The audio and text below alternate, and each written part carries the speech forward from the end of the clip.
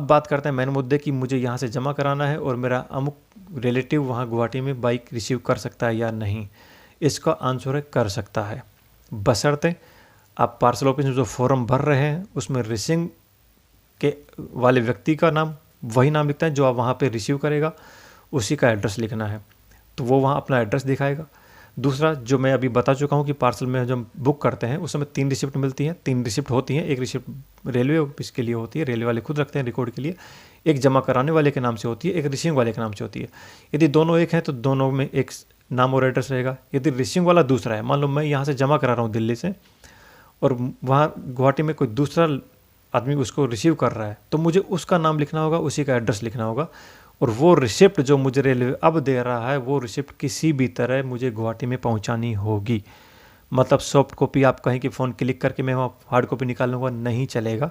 वो same original copy है, वो आपको चाहे बाई डाक भिजवाएं या कोई दूसरा आदमी जाए, कोई भी हो, मतलब आपको वहाँ पे वो रिसीविंग पहुँचानी पड़ेगी, तो वो आदमी उसको रिसीव कर सकता है।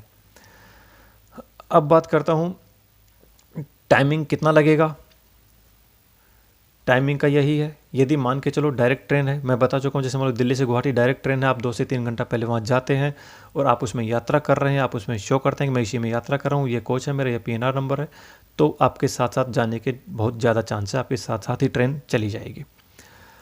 अब दूसरी बात करता हूँ, समय कितना लगता है। दूसरा, यदि मान लो डायरेक्ट ट्रेन है तो कम समय लगेगा। अब जैसे मानो मैं अलवर से बुक करता हूँ और मुझे गुवाहाटी उतारना है, अलवर से गुवाहाटी के लिए कोई डायरेक्ट ट्रेन नहीं है।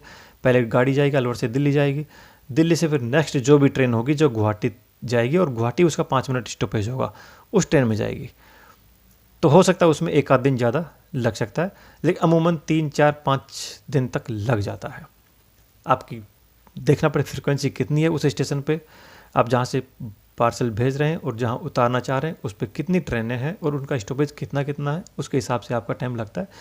लेकिन विद इन 1 सप्ताह से ज़्यादा आपका कहीं नहीं लगेगा। ऑल इंडिया में शायद ही कहीं लगे 1 सप्ताह ज़्यादा, 1 सप्ताह के अंदर अंदर पहुँच जाएगी।